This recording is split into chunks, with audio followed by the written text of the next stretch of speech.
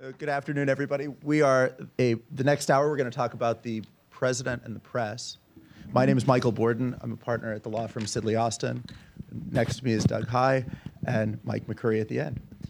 So why don't we just kick it off? And Mike, maybe I'll start with you with a general framing question. How does the press cover the White House?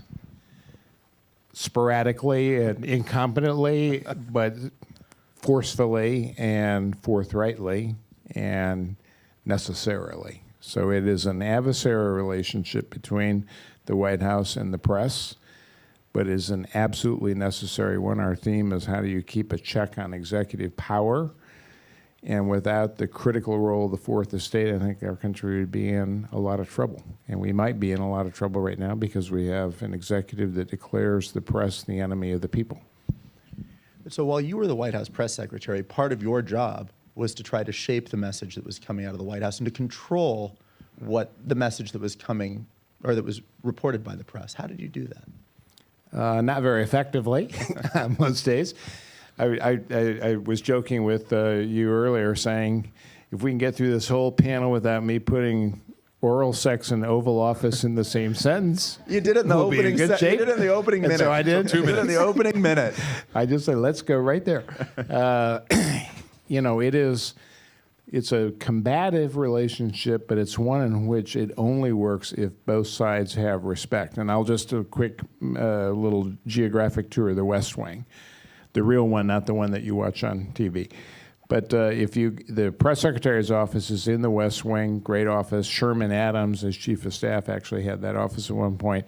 And it's got a front door where you got all your advisors and staff out there, but it's got a secret back door. And if you go out the secret back door, you turn right, and 50 feet away, you're in the Oval Office. And if you turn left, 50 feet away, you're in that briefing room that you all see on television. And that is geographically the metaphor of the job, because you are halfway between these two combatants in this adversarial relationship. If you don't, you can rarely keep both sides happy, and only one side pays your paycheck. So you have to remember that.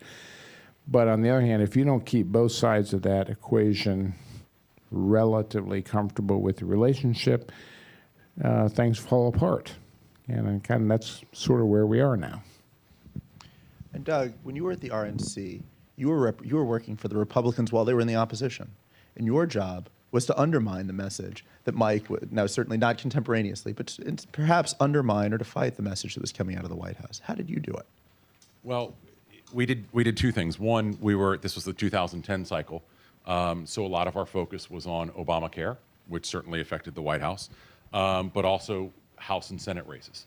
I remember the only time we really went after the president per se, and let me preface this by saying attacking any president, even this one, although he does it a lot, playing too much golf is not the most substantive attack you can make.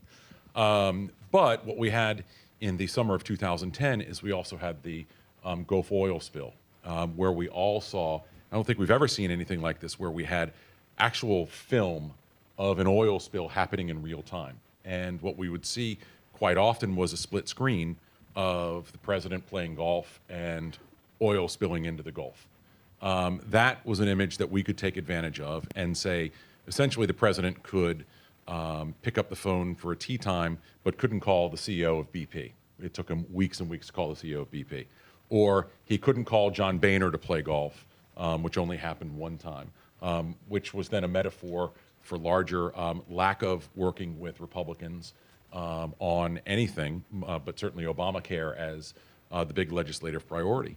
But towards March or April, as it was clear that Obamacare was passing in the House, our focus really was more on Nancy Pelosi because she was the engineer for the House in moving it forward. We launched this campaign called Fire Pelosi as kind of our drive to take back the House of Representatives, which ultimately was one of the ways that we were able to do it.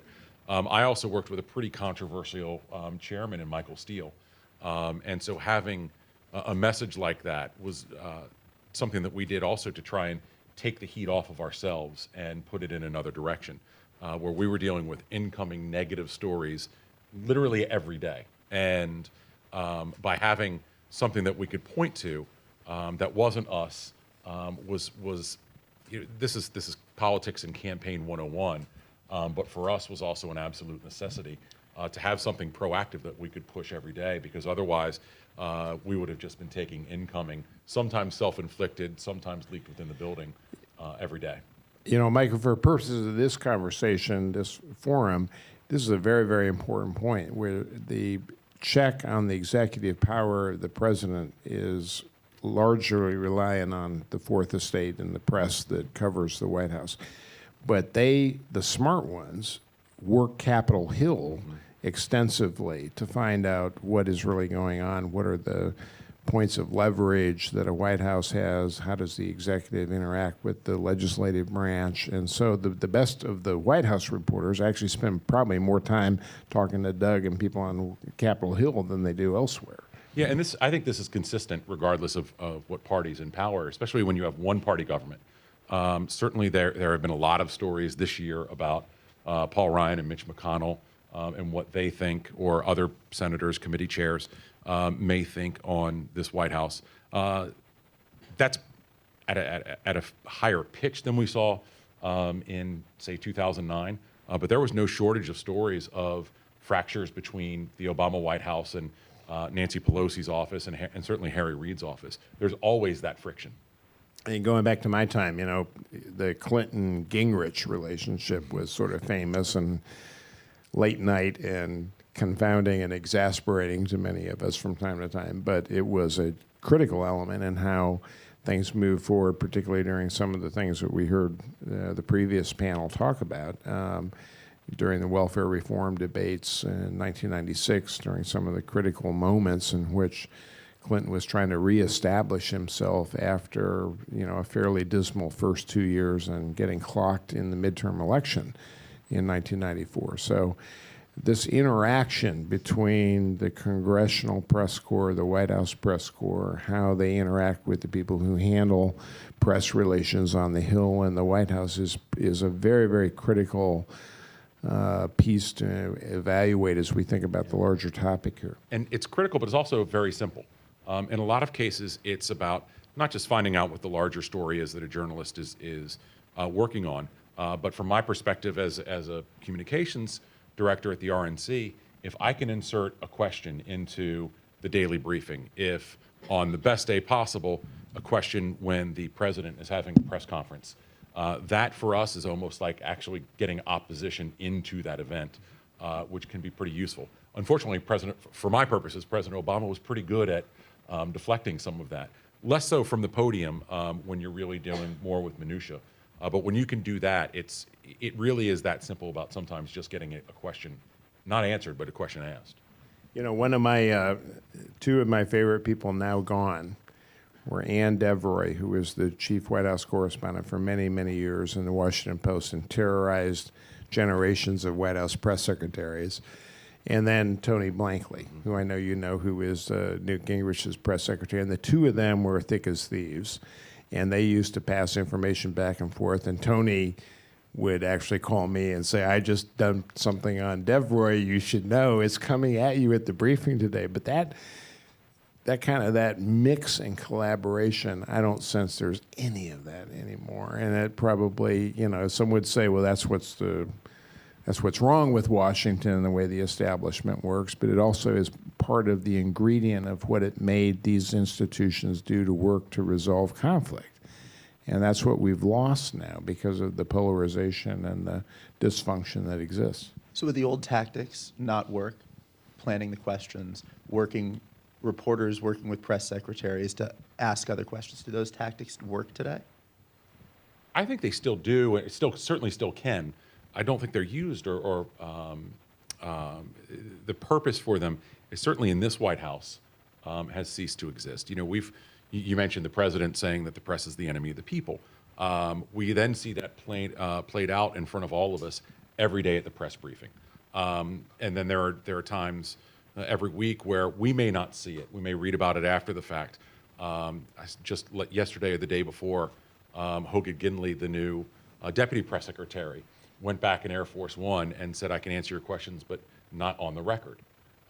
That is incredibly frustrating to the press, and also means that as you're trying to, on the opposition, influence what they're saying or what they're responding to, I think you have less of an opportunity to. The more we see this adversarial relationship down to outright hostility between the media and this White House, which then by default spills into Capitol Hill and could go in either direction for either party, that I think that becomes much harder for those tactics to really take hold. Also, you have a White House that doesn't want to answer a lot of questions. Yeah, you know, we're using the phrase adversarial relationship. That has a long-standing tradition in the study of journalism, the way reporters are trained, and it's a worthy phrase because there is adversarialism between the Fourth Estate and those who are, you know, in power and need to be held accountable for power. But my view of that was it had to be an amicable adversarial relationship in which the professionalism of both sides was honored and the role that we all played in the functioning of democracy was important. And that's been corroded and almost exhausted now in the environment we're in. And that is a very troubling thing, I think. You know, I remember, I think it was the 1988 campaign. I was at an event for George H.W. Bush in Winston-Salem, North Carolina, my hometown. And he held up a sign, it might have been 92, but he held up a sign that said, "Annoy the media, vote Bush." And everybody kind of laughed at it. And, you know, Republicans, certainly back then, Dan Rather was a big foil for them. That's trite and almost sweet in comparison to what we see now, where it's not just an adversarial relationship. It is you're the enemy of the people. You are going after them every day. And what we've seen is that's now spilled into both sides, into a relationship that gets more negative every day and means that you have both sides spinning each other up. And so whether it's Sarah Huckabee Sanders, whether it was obviously Spicer, or other staff spinning up reporters, and the reporters spin up the White House staff, and it just continues and continues. I don't know how we fix that. And part of the challenge, and I think one of the depressing things for me is, you know, once you cross a threshold, whatever that is, you never go back. And so, you know, we'll have another White House from another party and another one from the Republican Party, presumably, depending on demographics and so forth. But we'll never fully go back to where we were, not just 4 years ago or 8 years ago, but 16 years ago and so forth. And this White House has changed how the media does its job. It has changed how Democrats communicate as well. And I just don't think that ever fully goes back. You know, I agree with all that, and the talk about the threshold that's been crossed. In my time, I would never have assumed that the press corps covering the president would belligerently believe that the president in power needed to be out of office. I do believe we were at that point, and I think that happened in the aftermath of the election. I think a lot of major news organizations, major news executives concluded that they really fundamentally erred in not exposing Donald Trump and allowing him to be elected president with less than a majority of the vote.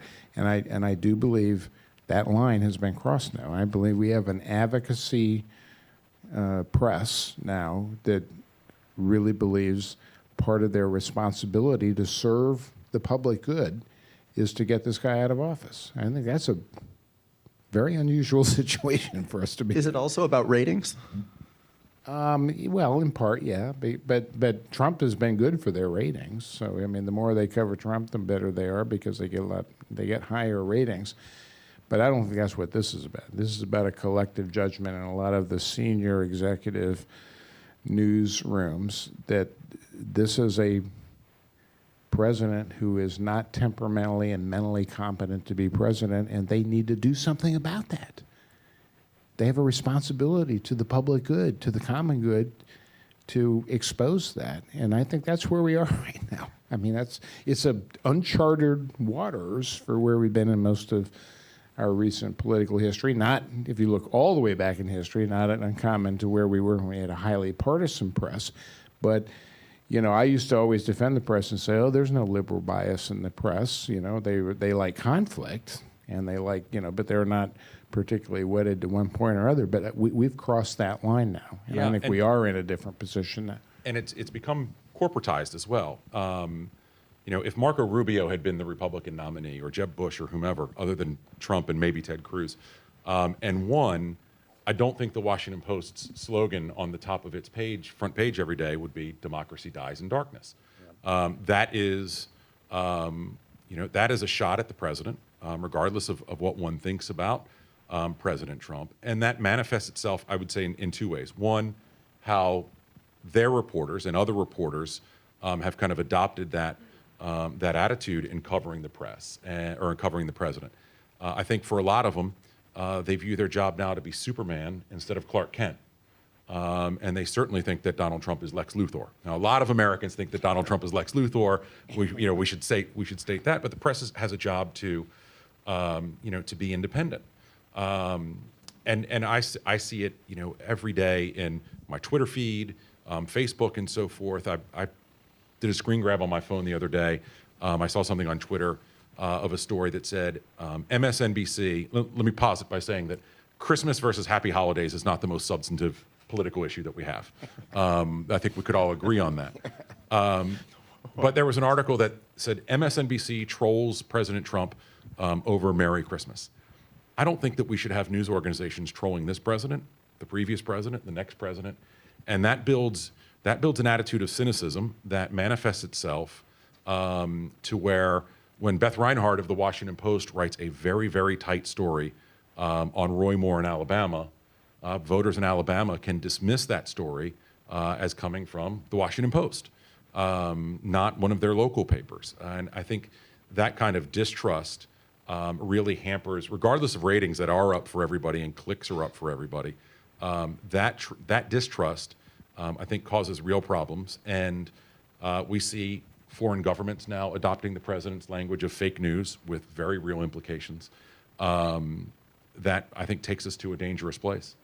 Yeah, but Doug, I think that is the heart of this issue, which is, even though it was almost parodied, but fair, balanced, impartial was the way in which the press was supposed to behave and the standard to which the news organizations held themselves.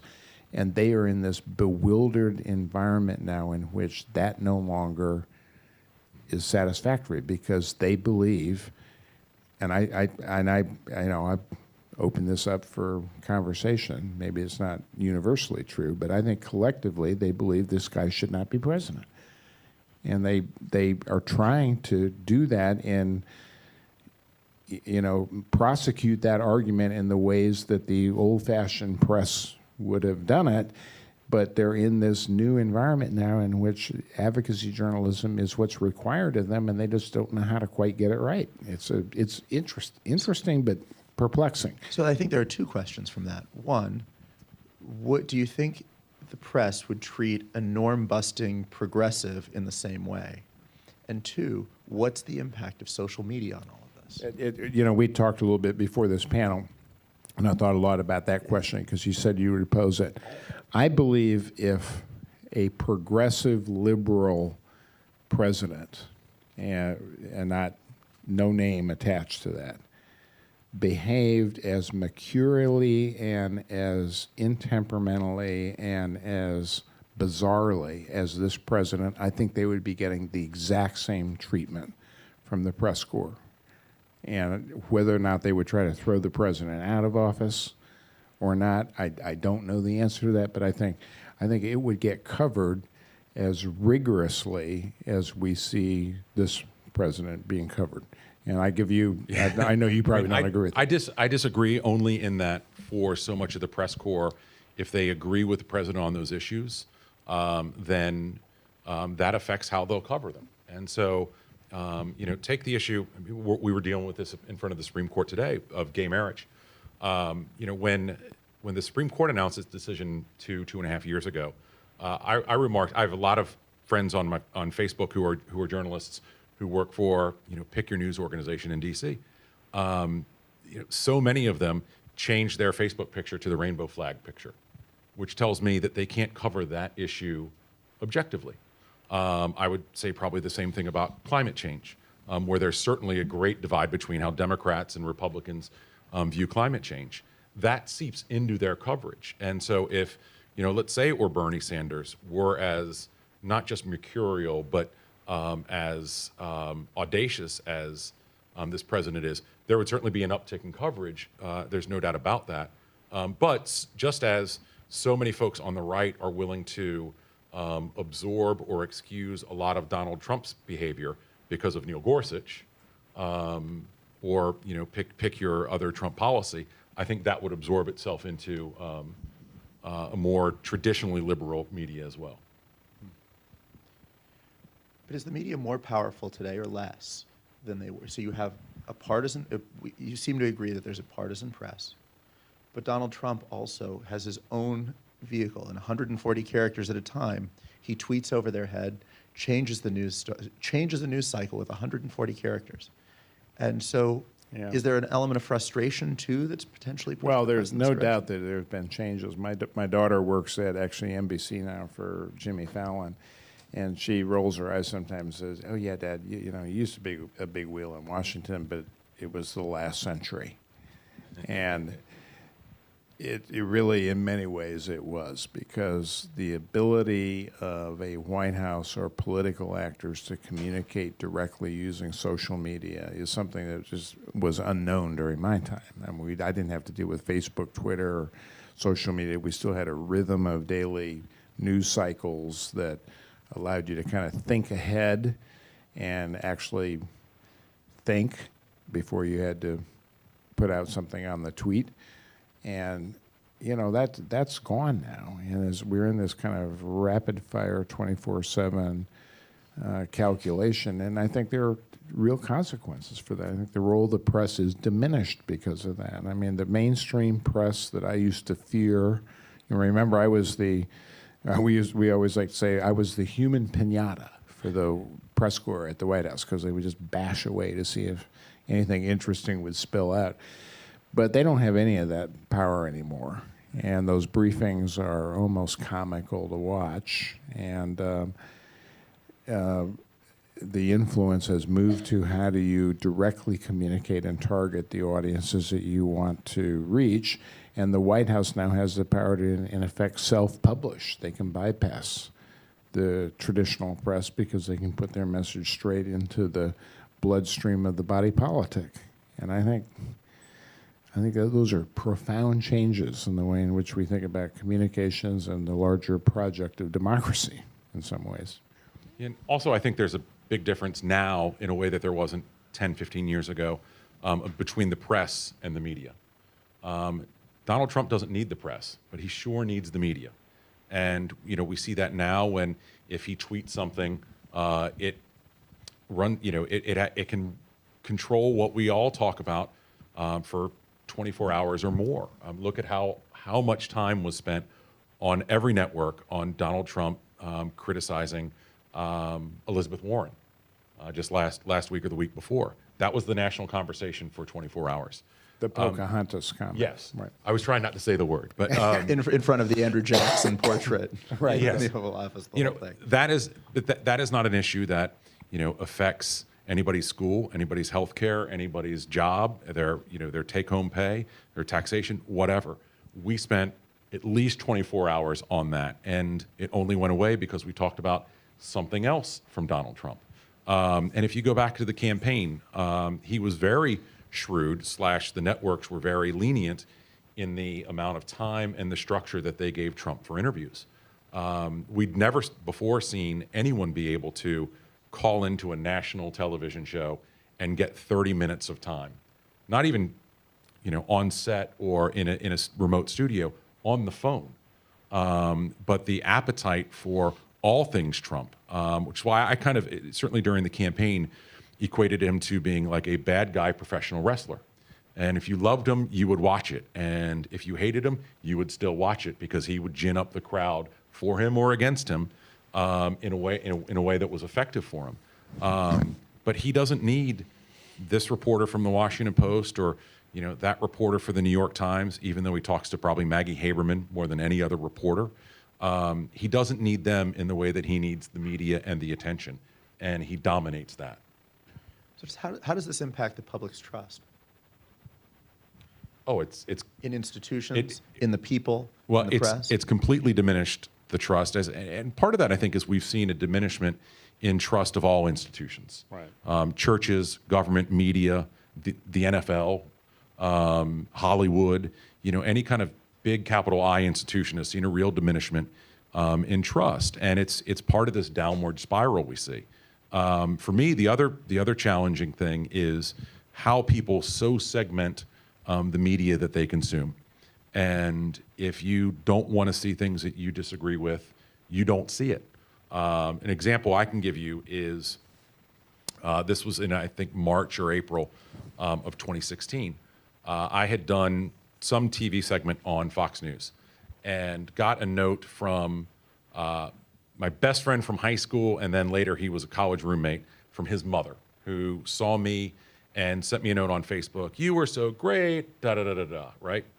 I responded to her, "Thank you so much." The next day I responded to her, "Thank you so much. I actually just signed a contract with CNN this morning, so I'll be doing, I'll only be on CNN from now on." She was able to take the time to tell me how wonderful she thought it was, and then responded, "I'll miss seeing you." Right? So she was so excited to see me on TV, but not excited enough that she's going to leave Fox and go like that. Yeah. That's a real problem. Yeah, 2 points on that. First, the first point you made there. This is an absolutely fundamentally important thing, that the trust and approval of the institutions that give cohesion to civil society has completely evaporated. The Pew Research Center has done wonderful research on this. There's not a single institution, with the exception of the military and maybe small business, but none of the others that are the institutions that we think of as being collectively responsible for what we would call civil society have more than 50% approval from most Americans. So they distrust and dislike everything, from churches to banks to schools to police. I mean, it is frightening the way in which we've seen an evaporation of those things that we think of as the glue that holds together our common good. And, that, what do you do about that? Now, Doug does a great job. He goes on cable television and will try to speak truth to these issues. I said, I can't do that. It drives me crazy to watch the people who don't know. Your inability to speak the truth was our criticism of you when you were at the podium, Mike. No, I famously said once, I speak the truth slowly. But what do you do? I mean, you go on, you try to make sense of things and help people understand, but so much of the blather that we hear on some of these shows contributes to the polarization and the tensions that are kind of drawing us apart. And I despair a little bit. I mean, I do a lot of work now with churches, like what is the role of the church in trying to bring people together? Because at least that's a place where people have got different opinions, say that they gather together every week for some common purpose. But, where else do we go to create some cement that kind of brings us back to hold our infrastructure of democracy together? Yeah, and let me give you an example of how that affects the politician, the segmentation of media. I was meeting with a Republican member of Congress, this is about 2 months ago, and this was about in the height of the blame towards congressional Republican from Republicans on not doing anything, however you define that. And Paul Ryan went on Hannity, and he said, here's all the things the House is doing. This member of Congress saw her mail change overnight from people saying, why aren't you doing anything, to why isn't Mitch McConnell doing anything? So it was a very tactically smart maneuver for Paul Ryan. She brought letters in to a leadership meeting and showed them and said, this is what you all need to be doing. Now, she's right. If you want to communicate with your audience, that is a good way to do it. But it shows you that Paul Ryan can say this to somebody on CNN, somebody for the New York Times, MSNBC, one of the Sunday shows. If it's not Fox, those voters, those Republican-based voters who are going to write letters to members of Congress, don't see it and don't hear it. That's a real problem. I think the same's true on the other side. Yes, but not quite as much. The difference is, you either love Fox News or you dismiss Fox News, right? And if you love Fox News, when you're not watching Fox News, you're listening to Hannity on radio or Loringram on radio or whatever. It's all consuming. Or you're reading the New York Times and listening to NPR and watching CBS News. Yeah. It's the same. I mean, we But so anything from polarized Fox, camps to get information that's vital to how do you function in a democracy. and anything from Fox, I think, tends to get immediately dismissed by a certain audience, even though, and I had this happen to me a couple months ago, I forwarded a foxnews.com link to a friend, even though the story was an AP story. And they said, well, I'm not going to read this Fox News story. And I had to say, it's actually an AP. But so that's kind of the flip side. The difference is Fox's numbers are so huge that it does kind of seep into the consciousness a bit more. And Fox just doesn't cover what it doesn't want to cover. I want to put a brief advertisement. There are things that we can be done about this. I've got a friend of mine, a guy, former LA Times reporter, who runs what he calls the News Literacy Project. And it's really designed to help high school kids begin to discern how do you separate news sources that are valuable and reliable versus those that are opinionated. And of course, that's fraught with great danger by definition. But he does a pretty good job of bringing people together and kind of saying, "Look, here are the places where you can go, where you can find reliable information that you can then use to have, develop your own viewpoints." I worked for Daniel Patrick Moynihan at one point, and he used to say, "We are all entitled to our own opinions, but not to our own facts." And so fact-based reporting and getting back to that and making that a journalistic enterprise that can generate revenue, I mean, that is where we need to go, I think. But so that's the trick, okay. So what happened last weekend, or the last few days at ABC? One of the trusted, seemingly nonpartisan, objective networks. You have a reporter suspended now without pay for 4 weeks. But what happened? So we had the Washington Post today. The media reporter for the Washington Post went and did a thorough report that particular correspondent has a history of troubled, problematic reports, which ought to call into question the reliability of that guy's reporting. So, I mean, part of this is the watchdog has to watch the dogs, Or the producers have to, and the networks do. Yeah. Yeah, and look, that only feeds the cynicism, especially for Republican voters who tend to be much more, you can't even say cynical, what's one or two steps beyond cynical at this point, on how they feel about the national media. Also, what feeds into that? Matt Lauer, Harvey Weinstein. These stories have certainly continued to feed that attitude that a lot of Republican voters have. And again, this is what we're seeing play out in Alabama. And it's why so much of the reporting on Roy Moore just simply isn't believed in Alabama because of the sources of it. One of my college classmates is Eric Schmidt, who's the chairman of Google. And so he and I see each other at various reunions. I say, Eric, you got all the money in the world at Google. Why don't you just buy the New York Times and turn it into like the Google Times? And that everyone knows that that's where you can go to get unvarnished, unbiased, non-complicated, factual information that people can then use so that they can then have their arguments, whatever they are. He's not invited me to invest in that company, but look, I think there is a profound transformation that's going to happen in the world of journalism.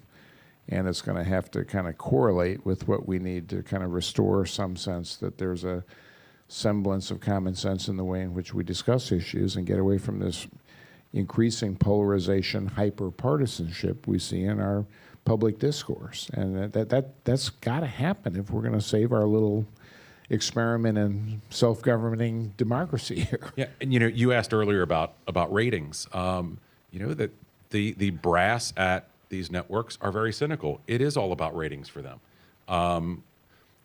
Fox News. I had a former Fox News official tell me this would have been 2 years ago when Obama was still president, that they would only put Obama on for about 8 minutes at a time because after 8 minutes they could see their viewership drop.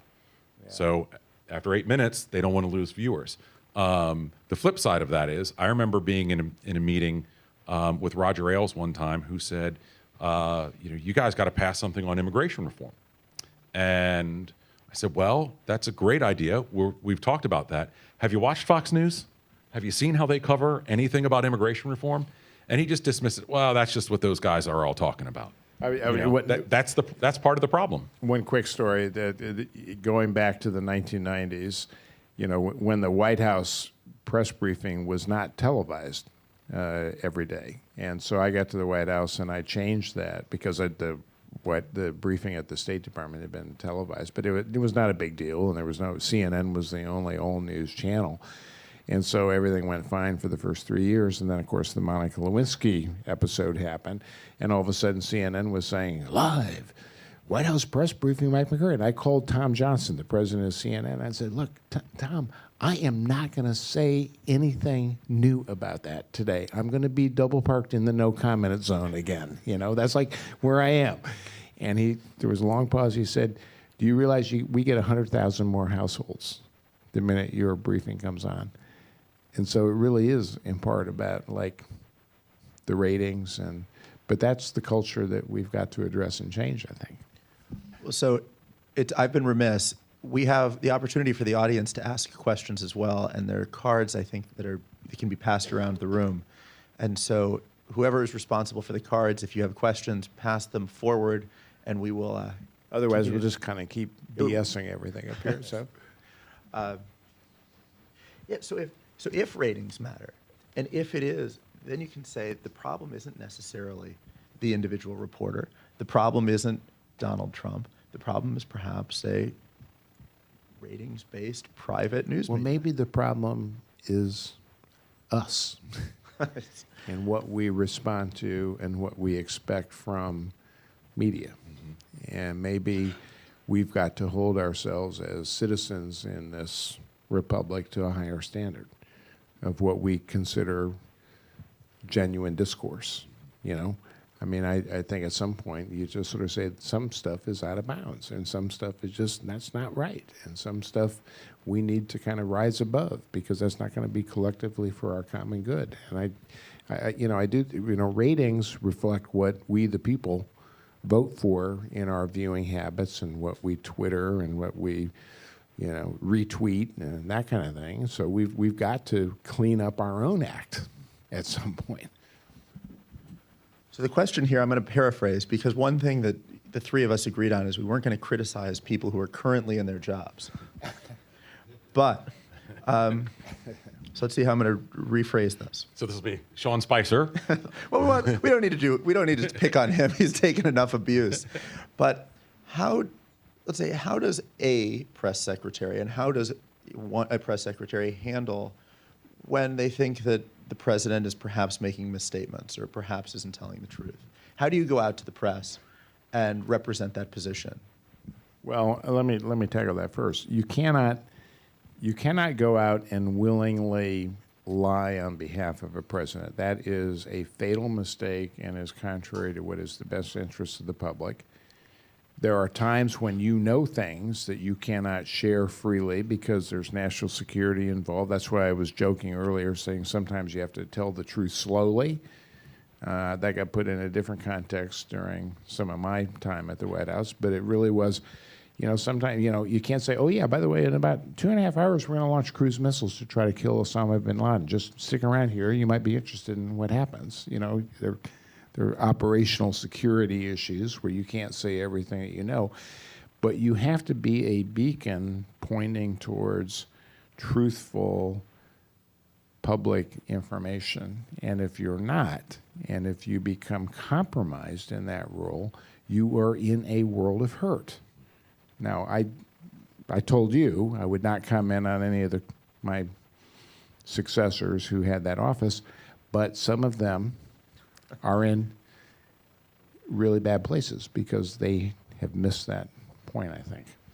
Yeah, and also I think it's true of every press secretary, whether it's from the from the White House on down to a mayor's office, that they are essentially extensions and almost to some extent mini-me's of that politician. And so, I tend not to be terribly critical, though it depends on the day, of the folks who are doing the job in this administration, because they are directly reflecting what their boss is telling them to do. Certainly with the crowd size of the inauguration, Sean said what the President of the United States told him what to do. Sean had a choice to make. He could resign immediately, which is kind of hard to do on day one, or he could swallow what I think he knew not to be necessarily the most accurate thing in the world, to put it mildly, try and put some kind of context to it, which ultimately didn't work. I think ultimately that that context or lack thereof damaged his relations with the media moving forward. But it's not about any press secretary or communications director. It's about the President of the United States, and that'll be the case of the next one and the one after that, and so forth. That is 100% accurate. It is like, you have to remind yourself, you have to have the humility when you go out there every day to say no one gives a rat's behind what your opinion is on these things. They might ask you, they may try to provoke you into saying something, but you're really only there to represent what the President of the United States thinks. And that's your job. You've got to reflect what the President thinks. And if you, in Sean Spicer's case on that day one, are accurately reflecting what the President's will is, then you have to pay the price for, which poor Sean did. So we have a couple of questions that I'm going to combine these two, and it's about bias, false equivalency, and when the facts overwhelmingly support one side of an issue. Is the media partisan? When they avoid creating or reinforcing the false equivalency that there are two equally legitimate sides. Is that fair? And so can you discuss sort of the element of bias in the press? And is it a bias, or is there a question of sometimes there's a truth? This is the point I think I tried to make earlier. Yes, there's always been a predilection in the press to try to keep some equivalency and balance, and here on the one side, on the one hand, on the other hand. But I do think at some point you get to a place where you say there's a preponderance of evidence here that something is dramatically dysfunctional and wrong, and we have a responsibility to the public that we serve to expose that. And I think that's where we are now. So it's going to look very biased and opinionated, and is going to be contrary to what we have seen as consistent models of journalism. But look, democracies deal with it all the time. The people here have traveled to the UK, and there's a very opinionated partisan press there. They have a much different view on these questions than we do, and we're probably headed into those kinds of situations now. I agree, and as somebody who spent a lot of time working with reporters, do I think there's a bias? Yes. Do I also think that can become the most convenient crutch for a Republican communications director or a press secretary to use? Absolutely. And I had lunch with two press secretaries from two different Senate offices today, and part of the conversation almost seemed to be that anytime that there's a negative story, well, they just explain to their boss that, well, they're biased. And sometimes, a lot of the times, the politician made a mistake, or the staff made a mistake, or somebody else made a mistake. And I think bias is real and influential. I think it also tends to happen more from editors necessarily than beat writers. It's a bit of the invisible hand. But Republicans tend to not only look for bias in everything, but even when it's not there, use that as an excuse. And that's just bad staffing. Well, speaking of bias, what about the impact of talk radio and one-sided news sources like Hannity, for example, or Ingram you mentioned? Well, Rush Limbaugh and people, I mean, this is my worry, that people go and camp in the tunnel that they're in to get only one stream of news every day, and they're not exposed or don't challenge themselves to hear the other side. My wife, God bless her, makes us watch Fox News now, and she reads out loud the Wall Street Journal editorial page to me every morning, because she says, Good for her. We better know what the other side thinks. And, and so I think we have to this goes back to my point about news literacy. We have to consciously teach people to expose themselves to contrary points of view, because otherwise we lived in our individuated silo in which we only get one stream of news that will confirm our bias. And we've got to get out of that, I think. So, Mike, are you aware of you've mentioned the News Literacy Project, and someone in the audience wants to know if there are other initiatives you know of that are attempting to address those issues? Well, I know my high school pal, Tom Rosens, who used to run the American Press Institute, they've been trying to do that because they're trying to rescue print journalism, among other things, by finding new things. I think our journalism reviews, the good ones, American Journalism Review, Columbia Journalism Review, are trying to raise these issues all the time. There's an active conversation in the community of professional journalists about what can we do to rescue our profession, since we are going, like Doug said earlier, they're headed down to places where nobody approves of the work that they're doing, and they know they've got to do something about that. But of the specific things, I know this news literacy project, you can probably Google that and find that's a worthy enterprise, because it's trying to capture young people at an early age to really learn more about what it takes to be a discerning citizen in your consumption of news. Yeah, and if I could say to your earlier question about talk radio, what concerns me, and this is what I've seen, kind of in the House conference or House Republican conference, is sometimes there tends to be amongst, say, rank and file members, sometimes an abdication of their own leadership, where they don't become leaders anymore because they're more concerned about, well, what does Sean say? What does Laura say? And because of Sean Hannity having radio and TV, and Laura Ingraham now having both, I think they're both more influential to the grassroots now than Limbaugh is. Limbaugh seems to be still portrayed as the 800-pound gorilla. I think Hannity and Ingraham have a more profound impact. Laura Ingraham certainly got involved in the primary campaign against Eric Cantor, which I still lost some teeth from. But what's troubling to me is how Republican members can take and internalize kind of an attitude of what is Sean saying, what is Laura saying, over demonstrating their own leadership. That sometimes puts us in the kind of tribal problems that we have, where, look at where we are right now, talking about potential government shutdown. Yeah, but at some point, you say, okay, you can get to 33 to 38% of your base and keep them happy and riled up, but you can't friggin' govern the country with that. You can't get to 50% that requires to actually move ahead and to avoid government shutdowns, to pass serious legislation, to move ahead, to get tax reform done. You can't do that with a base of 33 to 38%. And, it's pure math. And somebody has got to kind of like start saying, do you miss the point here? You're not going to be able to get anything done. But what I'd argue is that sometimes is the point, and they don't want anything. They don't. Well, they want to get done only what they want to get done, and if it doesn't fit that specific view, and this was the 2013 shutdown, this was the Bush tax cuts expiration in 2012. This is where we are now. And, there's that one question that we hear asked a lot about Republicans is, well, when are they finally going to turn on Trump? Well, there are two answers to that. One, never.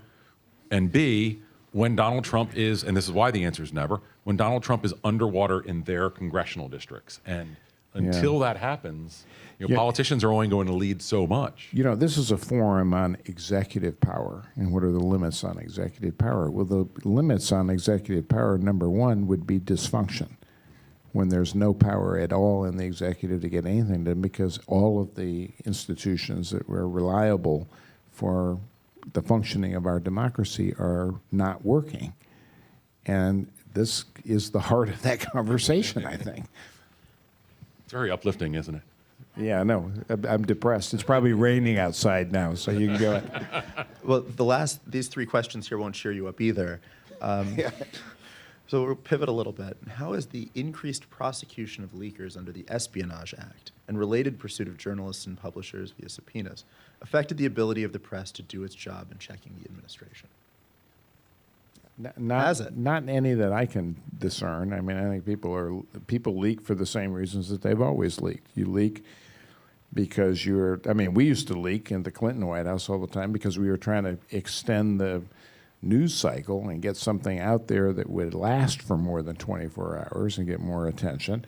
Other leaks are just evidence usually of mismanagement. It's people don't feel like that their views have been heard inside government and the process is not working for them to get an adequate opportunity to make their case, so they leak to kind of say that there are other things going on there.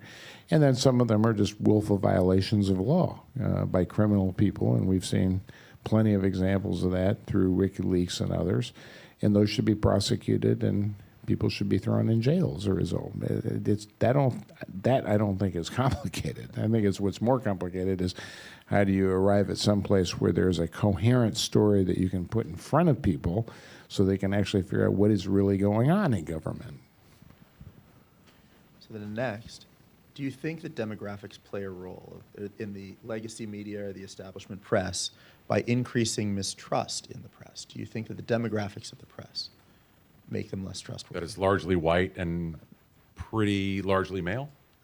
And I'm assuming that's the Ivy premise. League, Yeah. and overeducated and not sympathetic to people that we would now call Trump voters. Yeah, I think that's a real miss on the part of very talented, overeducated Ivy League reporters who populate Washington news bureaus. Yes.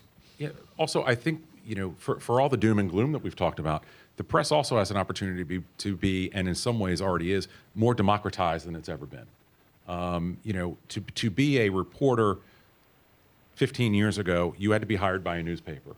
Now you just it used to be 5 years ago, you need a laptop. Now you need a phone.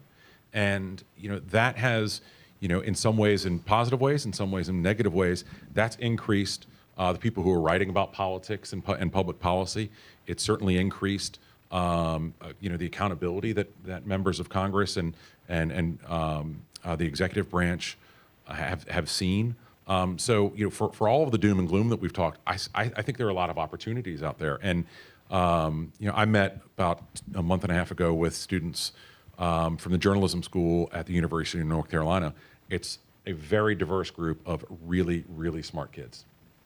That's just one example, but I'm sure that's true. I've done a lot of that, but what worries me is so many of them, when we have those kinds of conversations, they want to go into public relations or advertising. They don't want to go into the core function of public information and informing the public about what the government is doing. I was talking to A.B. Culverhouse earlier. He's on the next panel about Marlin Fitzwater.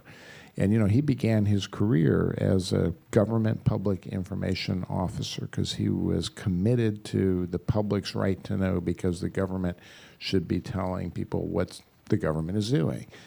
And I think we have to kind of restore some belief in that ethic, that there is just pure content that needs to be in front of the public, and we need government agencies that report on that, and we need reporters who actually cover that and don't cover everything like it's some big spin cycle ordeal, and get back to kind of the basics about helping people understand what is their government really doing and why does it matter to you, and what will be the consequences for you, and get away from the politics that seems to infuse everything that we see in our coverage of what happens in Washington. Yeah. And that's where the business model of news also plays a role. Go to any newspaper outside of New York and Washington, and by and large, the front pages are going to be filled with AP wire stories. And so if you're looking for, how, being from Winston-Salem, North Carolina, if I want to read the Winston-Salem Journal and determine how what Washington does impacts Winston-Salem, I'm really not getting it that well. I'm either getting it from the editorial page or I'm not getting it at all because it's all wire stories. That's a real problem. There are half as many reporters now working in regional bureaus or bureaus for some of these local newspapers here in Washington as when I started, probably fewer than half. And those readers are not getting the kind of coverage that will actually pertain to what is going to happen to them, because they're going to have to rely on wire services or other sources. And let's hear it to restore good civic journalism that will actually make a difference. I think we just saw the 0 minutes sign. Is it not the 0 minute sign? We have enough. Okay, so we've hit the 0 minute sign, so I think that's probably. We're zeroed out. That's a perfect place to conclude. Thank All right, you. thank you. Thank you. Thank you, everyone.